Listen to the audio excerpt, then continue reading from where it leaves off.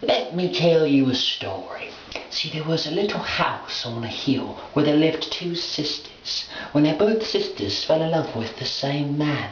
The older sister was very jealous and very upset, for her younger sister was going to marry the young man. Well, now, on the day of the wedding, wouldn't you believe, the young man disappeared, never to be seen nor heard from again. Well, of course, fingers were pointed at the older sister. She said she had nothing to do with it. Well, days passed, and they turned into weeks, and they turned into months, and finally the younger sister, so heartbroken over the loss of her love, died in her sleep. And again fingers were pointed at the older sister. What did she do? What did she have to do with it? Well, now I'll tell you. Days turned into weeks, weeks turned into months, and fingers and washed words were given out, and they thought, that older sister, she killed that young man, for she couldn't have him for herself. And then she killed her sister out of spite.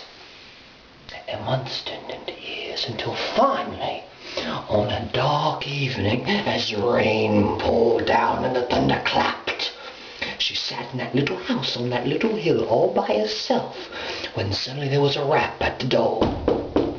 Who could it be, she thought. She went to the door, she opened it up, and there it was!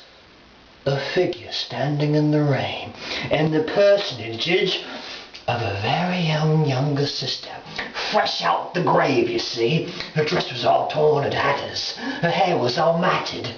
As a matter of fact, there was a little maggot that crawled out of the hole that was once her mouth, and scampered into the hole that was her eye.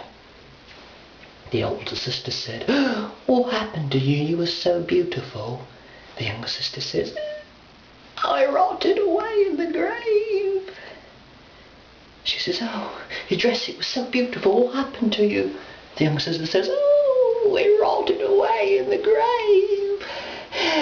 And the younger sister saw upon her older sister's finger the ring she was given by her one true love, the ring that was meant for her, and yet has somehow ended up on the finger of her older sister, the one that had nothing to do with anything, the one that had nothing to do with the murder of her love, the one that had nothing to do with her own very death. And so the younger sister looks at her older sister, and she says,